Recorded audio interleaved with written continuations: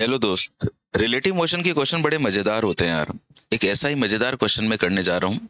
इस क्वेश्चन को सबसे पहले बहुत ध्यान से सुनना और उसके बाद में मेरे एक एक वर्ड पे ध्यान देना। जिस तरह से मैं इमेजिन करवा रहा हूँ आपको क्वेश्चन की, वैसे इमेजिन करना। आपको बहुत मजा आएगा। ठीक है, शुरू करते हैं। A trolley of mass 200 kg moves with a uniform speed of 36 kilometre per hour on a frictionless track. तो मैं सबसे पहले एक फ्रिक्शनलेस ट्रैक बना लेता हूँ। ये लीजिए, मैंने एक फ्रिक्शनलेस ट्रैक बना लिया। इसके ऊपर मैंने एक ट्रॉली बना ली and this is frictionless track. Okay, and मैंने ऐसे मान लिया कि इस पर एक बॉय है और यहाँ पर एक बॉय खड़ा है। ट्रॉली का मास कितना है? 200 केजी। और जो बॉय है उसका मास है 20 केजी। ऐसा हमको क्वेश्चन में दिया हुआ है। A child of mass 20 KG runs on the trolley from one end to the other end 10 meter away.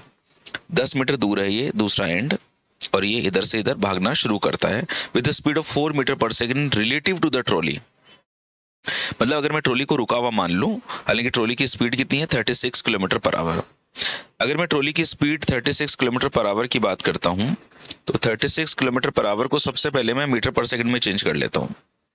मुझे पता है किलोमीटर पर आवर को मीटर पर सेकंड में चेंज करने के लिए 5/18 से मल्टीप्लाई करना पड़ता है। तो इस तरह से मेरे पास में ट्रॉली की इनिशियल स्पीड आ गई 10 मीटर पर सेकंड। ये ट्रॉली 10 मीटर पर सेकंड की स्पीड से चल रही है, और जो बॉय है रिलेटिव टू ट्रॉली, ट्रॉली के रेस्पेक्ट में 4 मीटर पर सेकंड से चल रहा है। मतलब मैं ऐसे मान लेता हूँ कि ट्रॉली को अगर रुका हुआ मानता हूँ, तो बॉय 4 मीटर पर सेकंड के रेस्पेक्ट में की स्पीड से जा रहा है विद रेस्पेक्ट टू ट्रॉली। ध्यान रहे, ग्राउंड के रेस्पेक्ट में नहीं बोल रहा हूँ। In a direction opposite to its motion, ये भी मेरे को दिया हुआ है। And jumps out of the trolley, और ऐसे भागता भागता 10 मीटर भागने के बाद में ट्रॉली से नीचे की तरफ गिर जाएगा। ओके, तो एक बात बताओ सबसे पहले तो कि इस बॉय को अगर मैं कहता हूं कि इधर से इधर आने में कितना टाइम लगेगा विद रेस्पेक्ट टू ट्रॉली। अगर मैं ट्रॉली को रुका हुआ मान लूं तो उसकी स्पीड 4 मीटर पर सेकंड है, तो आप कहेंगे कि सर अगर बॉय को टाइम देखा जाए, time taken by boy to jump from trolley. देखो, मैं क्वेश्चन के साथ साथ में एक पूरा अपनी पिक्चराइजेशन करता जा रहा हूँ ना। Time taken by boy to jump from trolley, trolley से इसको गिरने में कितना टाइम लगेगा। तो मैं जानता हूँ कि speed is equals to distance upon time होता है। तो time is equals to distance upon speed हो जाएगा। डिस्टेंस 10 मीटर है और बॉय की जो स्पीड है वो 4 मीटर पर सेकंड है, तो उसको 2.5 सेकंड में नीचे गिर जाएगा। ओके, अब आगे बढ़ते हैं। तो what is the final speed of the trolley? Trolley की फाइनल स्पीड क्या होगी? देखो यार, जब बॉय इसके ऊपर मूव कर रहा होगा तो ट्रॉली की स्पीड भी थोड़ी सी बदल जाएगी, है ना, क्योंकि पहले तो देखो बॉय इस पे रुका हुआ ही था। What is the final speed of the trolley? How much has the trolley move from the time the child begins to run? Starting में बॉय रुका हुआ था, चाइल्ड बिगिंस टू रन, मतलब शुरू में मैंने मान लिया कि बॉय रुका हुआ था, तब ट्रॉली 10 मीटर पर सेकंड से चल रही थी। लेकिन जैसे ही बॉय ने मोशन करना स्टार्ट किया 4 मीटर पर सेकंड से जब वो चलने लगा, तो ऑब्वियसली ट्रॉली की स्पीड भी चेंज होगी। तो मुझे देखना पड़ेगा कि अगर 2.5 सेकंड में ये लड़का नीचे गिर जाता है यहाँ से, तो 2.5 सेकंड में ट्रॉली कितना मूव करी। तो यहाँ मैं सबसे पहले आपको ये बताना चाहता हूँ कि ये जो मैंने यहाँ पे 4 मीटर पर सेकंड की स्पीड ली है, तो आप स्टार्टिंग में इस बॉय को इस पर रुका हुआ मानो।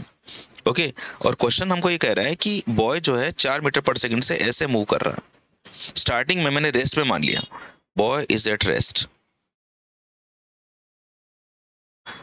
ओके, और बाद में बॉय मूव करने लगा 4 मीटर पर सेकंड से विद रिस्पेक्ट टू ट्रॉली। तो अगर बॉय से मूव करेगा तो ट्रॉली की स्पीड क्या 10 मीटर पर सेकंड रहेगी? नहीं, चेंज होगी, है ना। और मुझे बताना है कि अगर ये चेंज होगी और बॉय लगातार इस पे भाग रहा है 2.5 सेकंड तक, तो उस 2.5 सेकंड में ट्रॉली की स्पीड क्या होगी, सबसे पहले मुझे वो निकालना पड़ेगा। What is the final speed of the trolley, एक सवाल तो ये है। और फिर मुझे देखना पड़ेगा कि इस 2.5 सेकंड में ट्रॉली ने कितना डिस्टेंस ट्रेवल कर लिया। अच्छा, अब ट्रॉली की स्पीड चेंज क्यों हो गई है? पहली बात तो शुरुआत कहाँ से करें और कंसेप्ट क्या लगाएं। तो as there is no external force, as there is no external force, यहाँ पे कोई एक्सटर्नल फोर्स नहीं है, so we can use law of conservation of linear momentum. ठीक है, हमको हमारा टूल मिल गया कि हमें क्या यूज करना है। तो मैं आपको बताता हूं कि शुरुआत में ट्रॉली 10 मीटर पर सेकंड की स्पीड से चल रही थी। ये बॉय इस पे रुके हुए थे। अब बॉय मूव करने लग गए हैं with respect to trolley 4 metre पर सेकंड से। तो मेरे को पहली बात तो ट्रॉली की नई स्पीड निकालनी पड़ेगी। ओके, क्योंकि जो ट्रॉली की नई स्पीड आएगी उसी से मैं निकालूंगा कि ट्रॉली कितना चली होगी। तो initial momentum is equals to final momentum. Initial momentum जो था वो था ये दोनों एक ही स्पीड से चल रहे थे क्योंकि रुका हुआ था। तो इनिशियल मोमेंटम हो जाएगा कि mass of the man plus mass of the boy into इनकी जो कंबाइंड वेलोसिटी है। ओके, लेकिन बाद में क्या हुआ, बाद में जो ट्रॉली है वो एक अलग स्पीड से चलने लग गई। तो ट्रॉली का मास मैंने m लिख दिया। मान लीजिए कि ट्रॉली की जो फाइनल स्पीड है वो vt है, प्लस जो मैन है या जो बॉय है उसका मास m, और यहाँ पे velocity of this boy. Okay, ये इसका मैंने मोमेंटम लिख दिया। इक्वेशन समझ में आई? This is the most important thing. Starting में टोटल मास दोनों का, कंबाइंड वेलोसिटी। अब ट्रॉली का मास m, ट्रॉली की वेलोसिटी vt, बॉय का मास m, बॉय की वेलोसिटी v बॉय। इस इक्वेशन से मैं सबसे पहले final velocity of the trolley निकालना चाहूंगा। चलिए शुरू करते हैं। एक एक पॉइंट पे ध्यान देना ना। 200 ट्रॉली का मास, बॉय का मास 20, और ये कितने से चल रही थी? 10 से, क्योंकि मैंने देखो 36 किलोमीटर पर आवर को इसमें चेंज कर दिया था। अब इस ट्रॉली का मास कितना है? 200। ट्रॉली की वेलोसिटी कितनी है? vt। बॉय का मास कितना है? 20। एंड बॉय की वेलोसिटी निकालनी है मेरे को। अब देखो यार, जो खास बात है ना वो ये है कि मैं जो यहाँ पे vt लिख रहा हूं, या मैं यहाँ पे जो v बॉय लिख रहा हूं, ये ट्रॉली की वेलोसिटी है vt with respect to ground. ये बॉय की वेलोसिटी है विद रिस्पेक्ट टू ग्राउंड, है ना। ये दोनों चीजें लिख रहा हूं मैं। किसके रेस्पेक्ट में लिख रहा हूं? ग्राउंड के रेस्पेक्ट में। और ये जो v था पहले, वो ट्रॉली की स्पीड थी विद रिस्पेक्ट टू ग्राउंड थी। मतलब मैं जो भी इक्वेशन मैंने बनाई है ना, ये सारी इक्वेशंस मैंने विद रिस्पेक्ट टू ग्राउंड बनाई है। तो what is vt? It is the velocity of trolley with respect to ground when boy is moving on it, and vb is the velocity of boy with respect to ground. Okay, अच्छा, अगर मैं velocity of boy लिखता हूं with respect to trolley, तो क्या लिख सकता हूं? Velocity of boy minus velocity of trolley. ये हम लोग इक्वेशन कैसे बना सकते हैं? रिलेटिव मोशन से, है ना। देखते हैं, वैल्यूज पुट करते हैं। तो वेलोसिटी ऑफ बॉय मेरे को अगर चाहिए तो इसको इस तरफ ले आता हूं। तो velocity of trolley plus velocity of boy with respect to trolley. तो वेलोसिटी ऑफ ट्रॉली जो है मुझे पता नहीं है कि अब फाइनली क्या होगी, वो मैंने लिख दिया। Velocity of boy with respect to trolley -4 लिख दिया। -4 क्यों लिखा? जैसे कि मैंने आपको बताया था कि ट्रॉली तो जा रही है इस तरफ और बॉय जा रहा है इसके अपोजिट, इसलिए इस डायरेक्शन को मैंने माइनस ले लिया, है ना। मतलब जो भी इस तरफ वाला डायरेक्शन होगा मैं उसको पॉजिटिव ले लूंगा, इस तरफ वाले डायरेक्शन को नेगेटिव ले लूंगा। तो वेलोसिटी ऑफ बॉय, मतलब ये आया है बॉय की velocity with respect to ground की। ग्राउंड को क्या दिख रहा है? तो ये हो जाएगा आपका vt -4। ये मैं vb की वैल्यू पुट कर सकता हूँ। ओके, सो आइए इसको सॉल्व करते हैं। तो ये हो गया आपका 220 into 10 is equal to 200 vt plus velocity of boy जो है इसकी वैल्यू मैंने निकाल ली है, वो है vt -4। इसको मैं लिखने जा रहा हूँ vt -4। एक काम करते हैं, सबसे पहले इसको हम vt -4 लिख देते हैं। तो दिस इज vt -4। तो 20 इंटू vt, 20 इंटू 4 कितना हो गया? 80। Okay, this is 2200, this is 200 vt and 20 vt, this is 222 vt हो गया एंड -80। एक काम करते हैं यार, यहाँ से 20 को कॉमन ले लेते हैं। 20 को कॉमन लेते हैं, यहाँ पर 11 vt बच जाएगा और यहाँ पर 4 बच जाएगा। यहाँ पे 2200 है, 0 से 0 कट गया और ये 110 बार कट गया। तो this is 110 is equals to 11 vt -4, 11 vt -4, 11 vt is equals to हो गया 110 plus 4, this is 114, this is 11 vt, vt is equals to 114 upon 10।